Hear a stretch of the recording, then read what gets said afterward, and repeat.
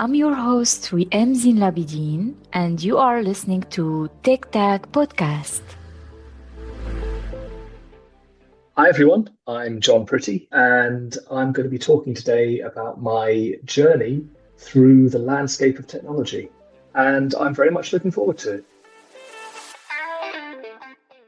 Hi, Jon. I'm very happy to have you today. Thank you for accepting this invitation.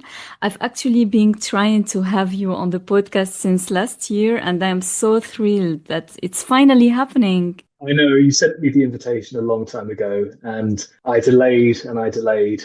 And we finally saw each other in person for the first time in a very long time in Paris. Yeah. And we decided then that we were going to do this. And so I'm glad to be here finally. Yeah, welcome to Tech Tag Podcast. And before we start diving deep into your journey, you can introduce yourself and tell us more about you.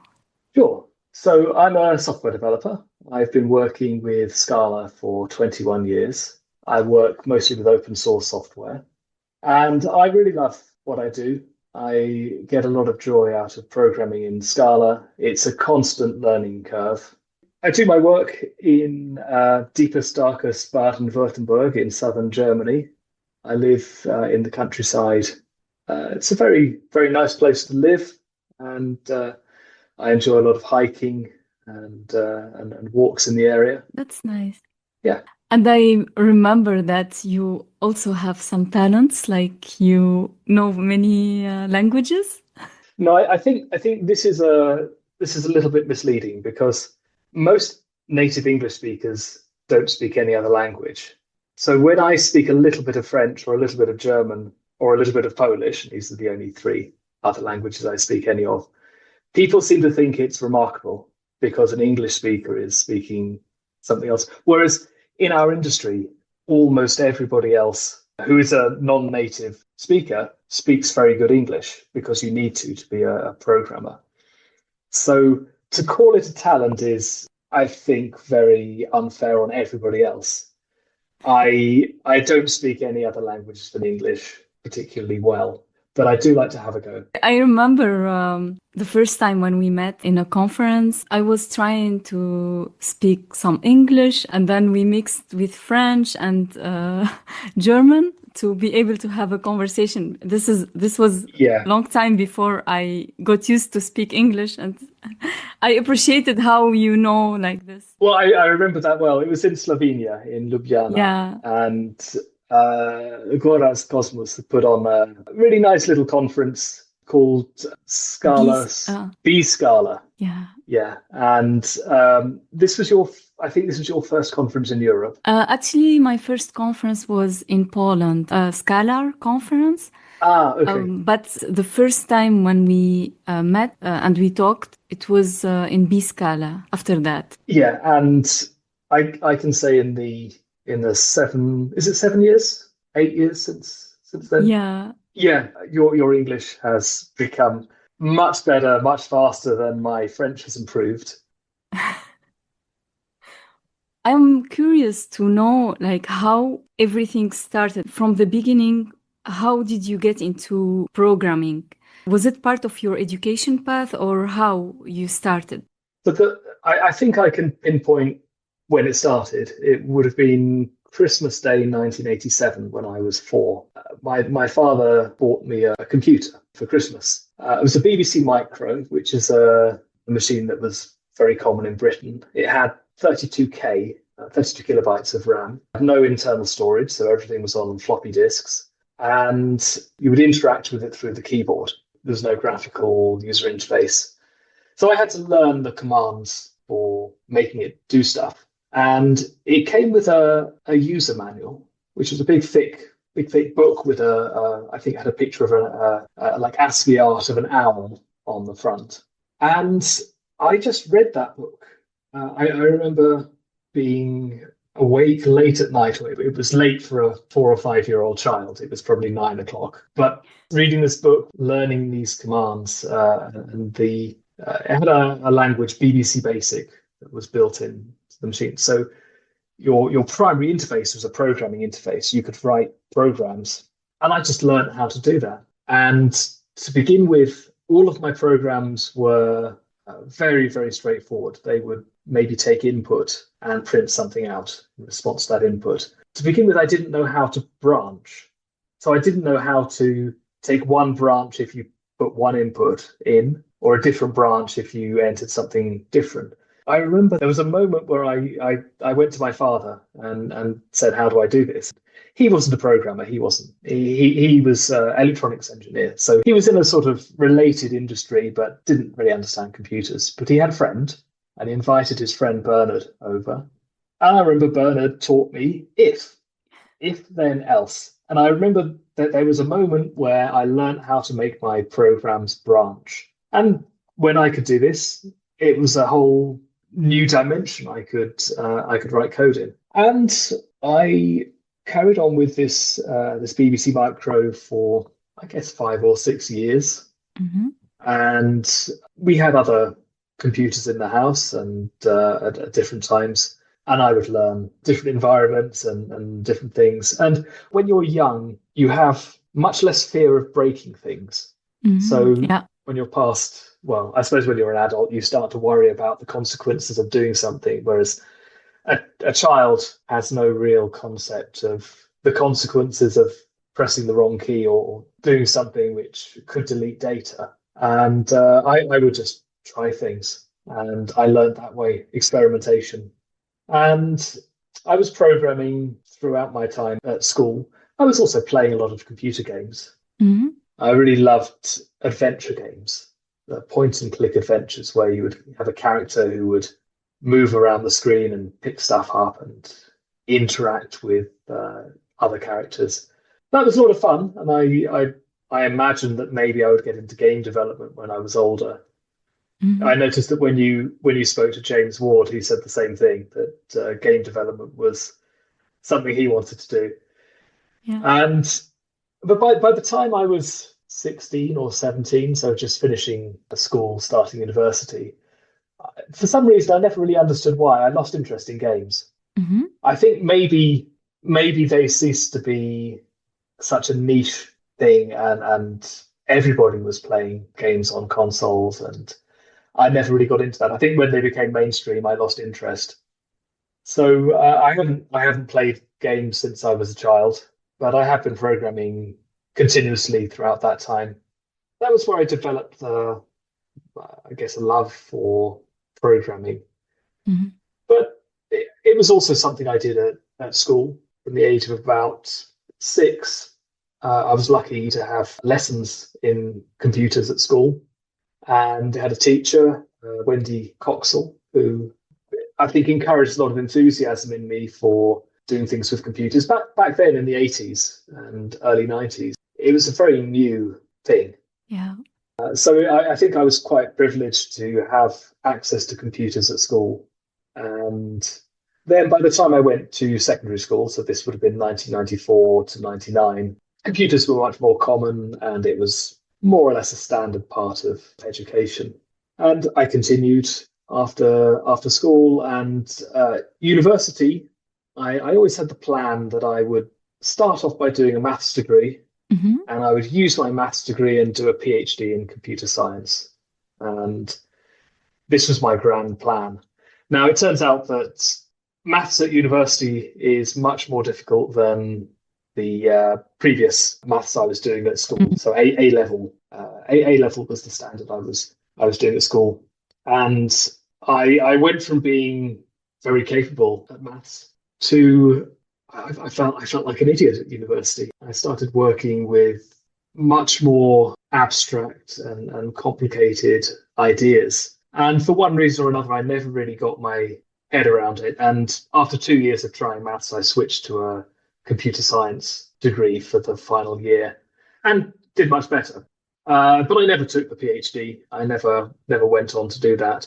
And after university, I went straight into work building websites and web applications, but quickly moved into Scala, which back then, so around 2004, was a very new language, very experimental, and very challenging for some of the wrong reasons.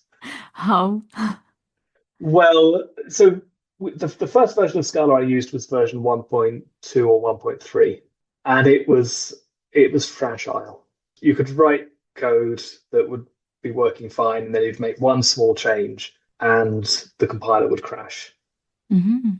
And most of the time, it was fine. We could work around those issues, wait for a new release, and everything would be fine. But it was probably a couple of years later before Scala, so version 2.4 or 2.5, I think, were much more reliable. Mm. And I, as a developer, got a lot more confidence in the language. I think that people talk about the standard of production readiness, and it's a different level for different people. I think when I was using Scala 1.3 and 1.4, it was never production ready. Mm-hmm. But even then, it was a really enjoyable language to program in, coming from Java and the limitations of Java. Yeah, it has stabilized and become much more reliable over the years. Actually, I wonder how you took the risk to write programs using Scala when it was new. Is it like the company that you worked in, or you did some private projects with Scala? It's a very good question. I was working with one other guy. We had a small company. So Jamie Webb was my business partner, and we had a small company called Signica, which was building web-based systems for a variety of different customers.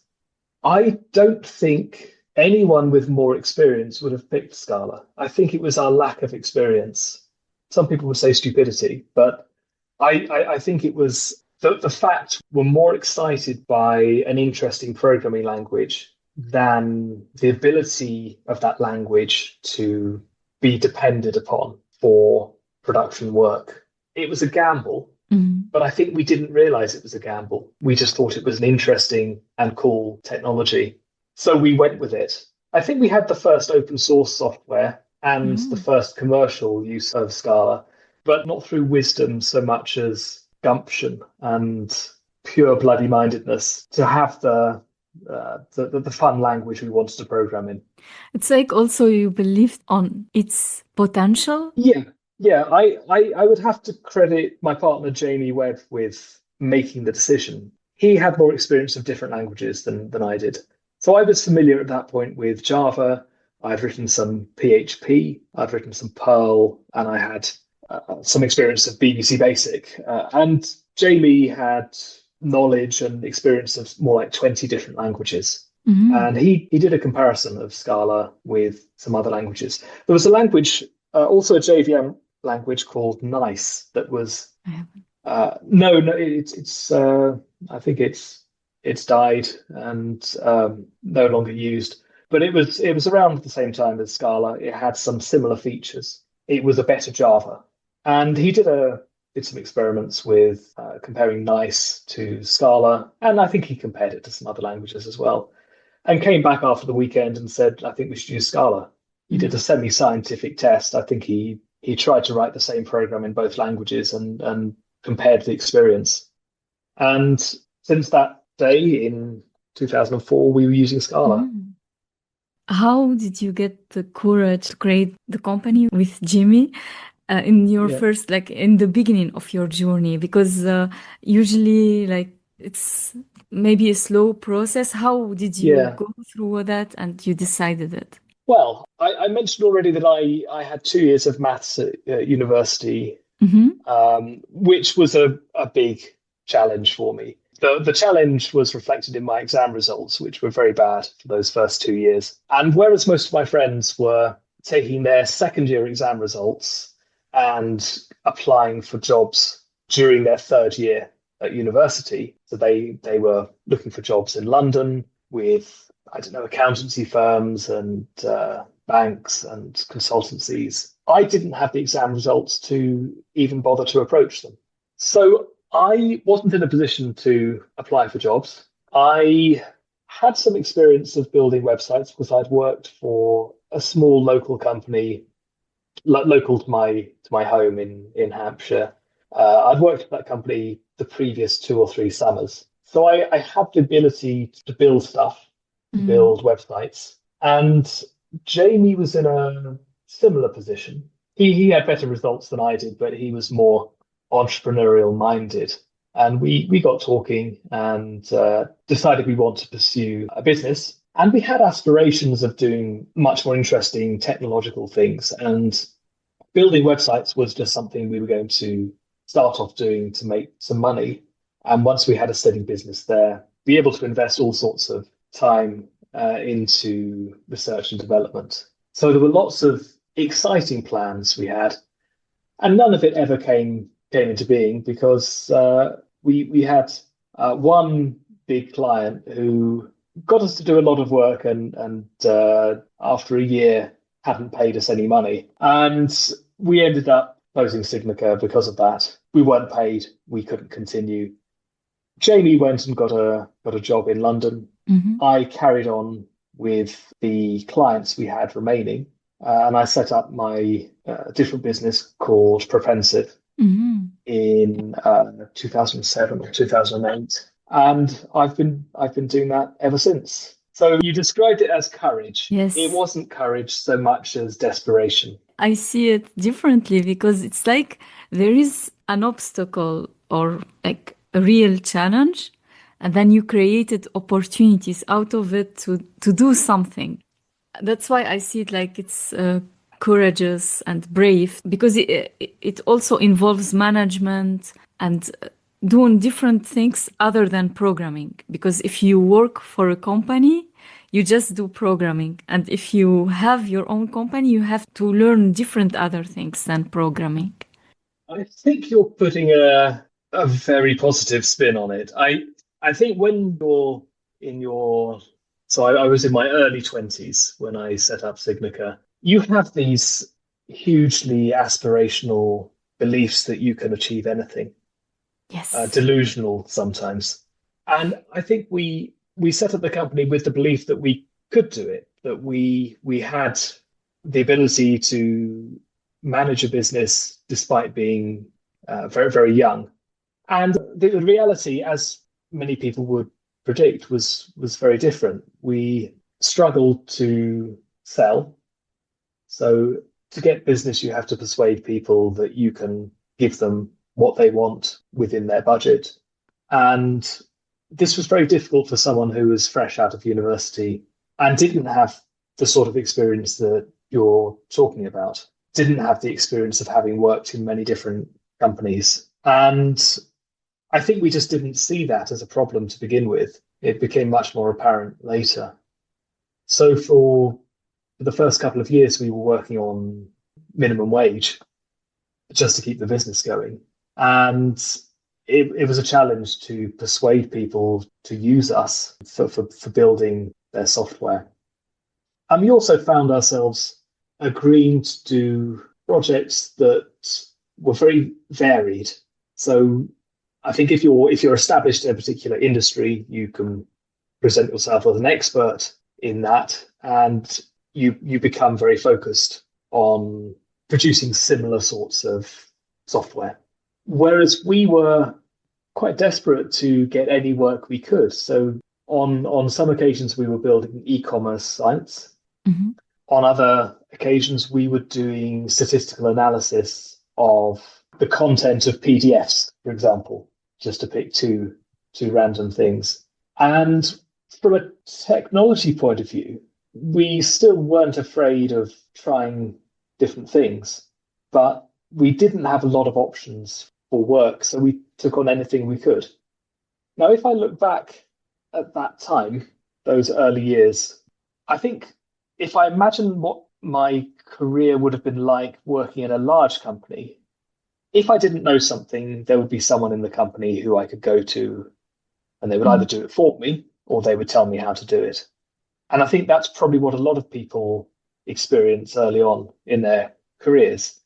They learn to find the person who can help, or who can do the particular task for them. And they end up being quite focused on one area of work. Junior job roles tend to be front end or back end, or maybe even more niche than that. Whereas we were a small business and we had to do everything. So from the very beginning, we were doing full stack development. Mm-hmm. If there was something we didn't know, we had to learn it. There was nobody else in the company who could do it for us. And I think that set me up for my entire career, probably, with this kind of attitude that it's possible to investigate any kind of problem and find the solution. Mm-hmm. And it's much easier now in 2025 with AI Yeah. that can give you a lot of good information quite quickly. It was better even in 2020 or 2015 when there was vastly more information available for software developers and more open source software available than there was back in 2005 when I first started. But the attitude I developed was every problem is solvable. Mm-hmm. And furthermore, it's not necessarily solvable by buying something. I think a lot of people see problems as solvable by throwing money at the problem. We didn't have money. We didn't have the means to pay somebody else to do something. The only option was to do it ourselves. And we did. Mm-hmm. And I learned a lot in that period of time, in those first 3 or 4 years of my career. I imagine. Was it since that time you started giving talks so you can promote Scala, or how did you start with that? I think before conferences, I started being active on mailing lists. And actually, this was more of in some ways, a coping mechanism, I think, because I mentioned already we had a client who was not paying for the work we had done. And I was a little bit upset by this, and it was dragging on for a very long time. Mm. And while I was developing their software and I suppose arguing with them about payments, I would take time to answer questions on the original Scala mailing lists where people would ask questions. And if I knew the answer, I would give it. And I think when I first started, I was very nervous about saying anything at all. I was nervous about looking stupid by giving the wrong answer. And I gave plenty of wrong answers, but people were kind. People would politely tell you if you had made a mistake, and everybody would learn a little bit from it. And I think I read, but there were periods of 2 or 3 years where I was reading every single message and replying to everything that I felt I could contribute to. And this was both specific problems relating to how to write something in Scala, as well as discussions around the direction of the language. What is the most important feature to implement next? How to implement it? What should be supported? What possible conflicts can arise from doing it one way or another? These discussions all took place on mailing lists. And I got a lot of enjoyment from helping people there. And it was later, I think, it would be 2009. I think I attended a couple of meetups in London, organised by Scala Exchange, by Skills Matter. But the first big conference was at EPFL in Lausanne in Switzerland. And I travelled down there. I drove down, which is not the obvious way to travel to Switzerland from the UK. But I drove down, and I've got this recollection of driving quite fast. It seemed quite fast. It was, I'm sure it was within the speed limit, but driving quite fast to try to get there in time for the first talk. And I was coming from, I think I'd stopped in Bern in Switzerland on the way, rushing to get to the first talk. And this was the first time there'd been such a large number of people coming together all in the same place, all with an interest in Scala. And mostly because of the nature of the community at that stage, where there weren't large companies using it. It was mostly individuals who thought it was interesting. It was the first time they were all coming together, and I met many of the people that I had spoken to only previously on mailing lists. And I didn't give a talk. I was far too nervous, very first event to talk. But the following year, I think I was inspired that I thought I could share something. And the following year was in Palo Alto. I think it was in the US, so in California. I gave a talk there, and I enjoyed that. I got a bit of a buzz from the stress and the anxiety of being on stage, but it was a good feeling afterwards where I'd given the presentation. And I started doing this more often. I did it in London a few times. There were other events I went to one in Philadelphia very early on. And I think it would have been around 2013 or 2014 that I started traveling rather than going from home to a conference and then back home and then waiting a while and then going to the next conference there and back. I realized that I could join up the conferences and go straight from one to the next one. And some years we were having almost 20 conferences, and I would create little cycles that would go between them directly. And slowly, I don't think it was a sudden thing, slowly I transitioned into living on the road and attending different events in different countries and spending time, sometimes a couple of weeks, because I had to, if there's two conferences 2 weeks apart, then I would stay maybe in France or Poland for a little bit longer, experience that country, less as a tourist and more as an inhabitant. And I would go straight from one conference to the next. And I created, very selfishly, I created an online spreadsheet so the organizers could arrange their conferences all on different dates, so there was no clash, but it meant I could go to more of them. I think there were some regrettable occasions where 2 Scala conferences were scheduled for exactly the same day, and I had to pick between them, and I didn't like this. So I encouraged the organizers to share their dates early so that we wouldn't have a conflict. Yeah, I went to about 100 over several years, and I must have been to 30 different countries for Scala events. That was a fun journey, but it became very tiring. So I think when you're living at home, which I wasn't, but when you're living at home, you can relax. You know where things are, you know where you have to be. You don't have to worry about when your next flight is, or whether you've packed everything, whether you might forget something, or how you will recover from missing a flight or missing a train. All of these things were sort of a low-level background stress that I was feeling all the time. Not particularly stressful, but always at the back of your mind, you're thinking, where do I have to be next? Checking your calendar, checking your flights, checking you've got them booked, checking you know how to get to the airport. I mean, it's familiar to many people who, if you go on vacation, you have to do all these same things. But when you're taking 20 or 30 flights a year, the next one is never far away. I got a bit exhausted. It wasn't, I wouldn't say I was burnt out, but there came a point where I wanted to just not do quite so much. So after several years of living on the road, so to speak, I settled down for the first time in I think 3 or 4 years in Krakow in Poland, and rented a place for the first time in a long time.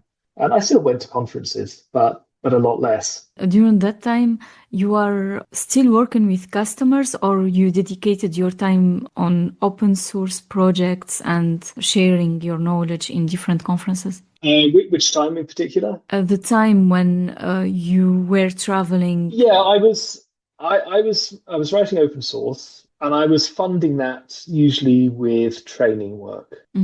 So training in Scala was, I think, a bigger business than it is now. I was able to do 1 or 2 days training, maybe just once a month on average, and it would pay very well, and it would fund me for the rest of the year. I could do a little bit of training work, get paid for that, and the rest of the month or the rest of the time I could spend devoting myself to open source software, which is what I really enjoyed doing. And it was very much a luxury that I could do that. And I think that luxury doesn't exist anymore because the training market, it's drying up if it hasn't already dried up. I think it's very hard for Scala developers at the moment to find work, which I think is a really big shame because the language has got consistently better and better and better. Scala 3 is a much more dependable language than Scala 2. It has features that I couldn't have dreamed of even 5 years ago that give you levels of abstraction and ways of writing code that you can have confidence in that I think developers in other languages, most other languages, I would say, couldn't even imagine and wouldn't really appreciate the value of. But Unfortunately, it's been difficult to hire for Scala. Mhm. Scala developers have historically been more expensive than Java, Python, JavaScript developers. And despite the language and the technology being, I believe, superior to other languages and programming environments, the fact that it's difficult to hire for has meant that those medium and large businesses that were always difficult to get into back in 2008, they're not choosing Scala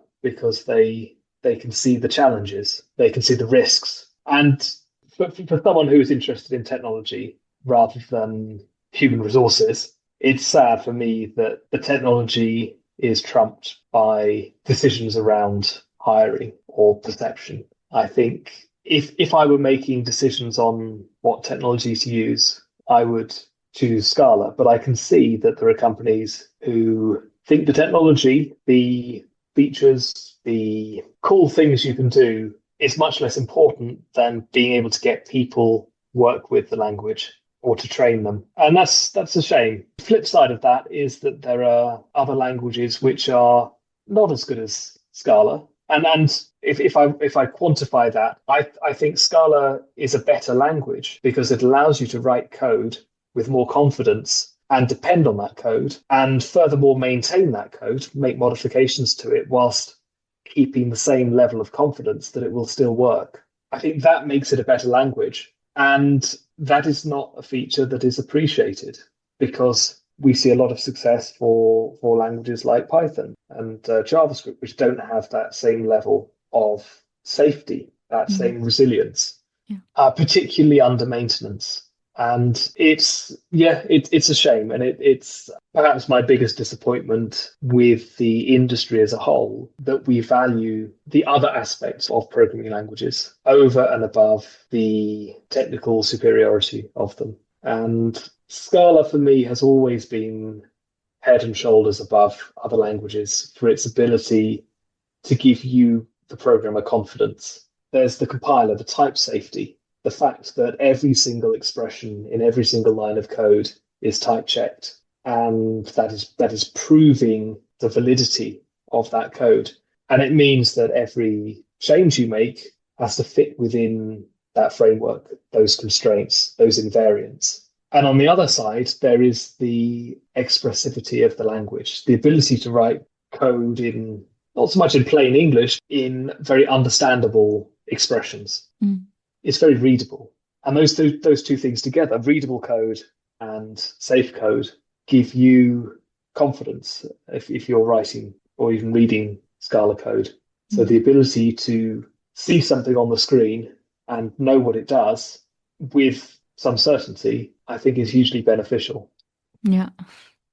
And now what are you currently working on? So I'm working on a project called Soundness at the moment. It's a collection of libraries for working with Scala 3. You can think of it as a more complete standard library for Scala. It includes 4 or 5 different areas for working with command line interface applications, web applications, scientific applications, testing, and data or general representation of data. And it's an exploration, or at least it started as an exploration of what was possible with Scala 3. So I started exploring the new features, looking for ways in which they could be used and exploited. And over time, it evolved quite slowly out of experiments into code I could rely on that handled all of the features of the Scala and Java standard libraries with greater type safety and taking advantage of the features that Scala 3 provides, giving useful guarantees about your code, your application level code, as well as making sure that the code you write is very clear and expressive. So there are 2 golden rules for the design, at least from the type safety point of view of libraries that are part of Soundness. The first is quite well known, which is that impossible states should be unrepresentable. So don't even entertain the idea that an impossible state can have a representation. It shouldn't. And the second rule is that transitions between states should be total, which is to say that if you change your state from one value to another value, then every possible input must yield an output. You can do an inductive proof where if you start with a valid state, every transition will take you to a new valid state, and your program can actually never leave a valid state. Now, this is very powerful if you can guarantee this. Yeah. I really want to take a moment to appreciate your work and contribution on the library, like on your open source libraries in the past, and now I wish you a lot of success Thank with you. Soundness. I think people should know about it and so they can use it, etc. And I think conferences could be like one of the ways to promote the libraries. And I hope that also there will be videos coming out or some plans, because I think it could be a reason to adapt Scala 3. Even people who have never heard of Scala, they could maybe be interested thanks to your libraries. Who knows? Thank you. Yeah, my goal is to make it more accessible to developers who maybe don't have knowledge of functional programming. Maybe they've come from Python or Ruby or JavaScript, and they're looking for something that is more type safe. And they come with expectations for how readable the code should be. And I'm putting together some documentations and tutorials. I will work on some videos over the next few weeks. And before Christmas, I should get a release out of the first part of Soundness. And that will be an introduction for people who want to explore the other parts. At the moment, it is code I rely on for production quality code. So for me to say it is production ready is one thing, because I know the details of Soundness. I know what works well. I know what doesn't work so well. I would like to get to the stage where other people consider it production ready as well. Yeah. And I've got a couple of users of some of the modules inside Soundness, but nobody's using it extensively yet in the way that I am. So there's work to be done to reach that level of maturity. But it's progressing well. I work on it every day, and in a few weeks, I hope to have a release ready. I hope to have documentation, and I will start working on videos as well. I think that's going to be a good way to share, to onboard people. Yeah, right now, my aspiration is for Soundness to get some more adoption, and I will take that as the next step. And I hope it will be a demonstration of what is possible with Scala 3. I wish you success with it, and thank you. We can move to the latest part, which is if you would think of an advice that you would give to your younger self, what would it be? So I would say at the start of my career, there's probably no advice I could give myself that I would listen to. But I think around let's say 2015 to 2020, which was the most successful period for Scala, I devoted my time to open source software, and I didn't make a lot of money whilst many people did. And that has constrained me in more recent years. So the advice I would probably give myself is to take advantage of the market when it's good. Yeah. Because you don't know when there's going to be a downturn and things will get harder. Yeah. And that was maybe a mistake I made. I enjoyed myself too much writing open source software and didn't take advantage of a very healthy market as it was around that time. Yeah. I think since I joined the community when I was attending conferences, I have seen that you are an inspiring person. You dedicated your time and effort to do open source work. You have an impact. I appreciate your work. I hope that this will pay off from your future project, all your future projects. Thank you. That's very kind. It's very kind to say. And I hope so too. But I think I have got a huge amount of enjoyment from it. I do get satisfaction from helping people. As I said earlier on, when my business wasn't doing so well, I turned to the mailing lists and I found the motivation to do things by answering questions on the mailing list. I have a sense of satisfaction from knowing that I have knowledge about Scala and can give it to someone else. And in many ways, that's worthwhile just in itself. Yeah. And besides that, I also want to appreciate that you are welcoming and friendly. Also in the chat, I remember there is Gitter during that time. I remember Gitter, yeah. Yeah. And I was sometimes when I ask question, I had to go through some anxiety, worrying what people would think. And sometimes I see that you also answer questions there. And whenever I see that you are present in any environment, like in a chat group or any place, I think it is a safe environment because I have that impression. And during that time, I wasn't working in Europe yet. Yeah, I was trying my best to improve my English and to be included into this tech industry. And it wasn't easy like to find welcoming environment. And I think you were among the people who make it easier for me. Thank you. Oh, you're more than welcome. I think I'm certainly not the only person in the Scala community who's welcoming. I've always thought that there's a lot of very kind, very intelligent people who do more than is normal to make people feel welcome. And I think it's useful, at least for me, it's useful to remember that we were all beginners at some point. Yeah. And sure, I was writing Scala before most other people, but I remember I was still going to conferences where there were people much more experienced than I was in the tech world or in some particular area of Scala.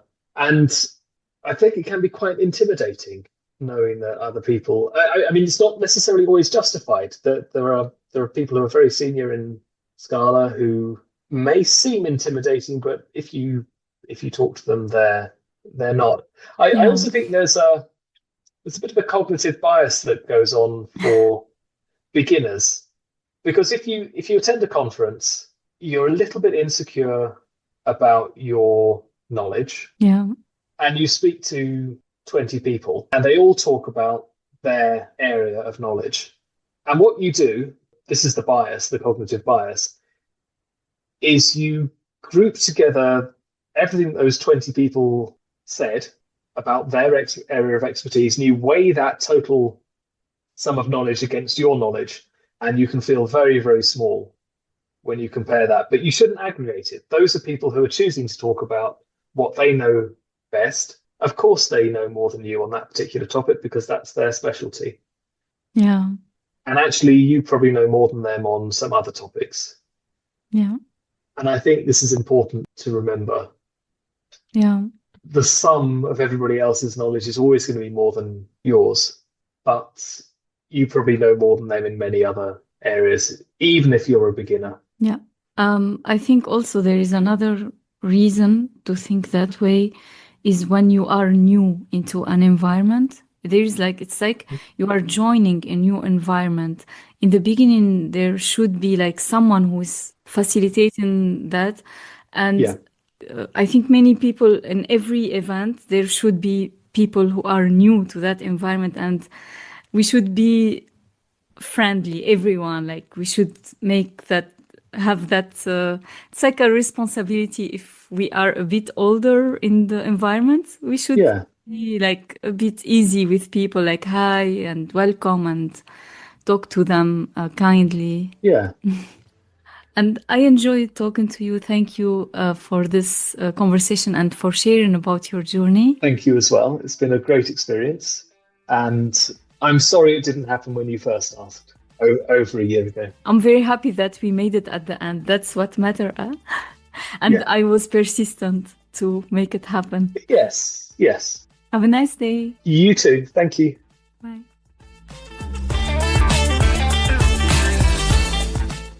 I'm looking forward to our next episode with a new guest and new inspiring story.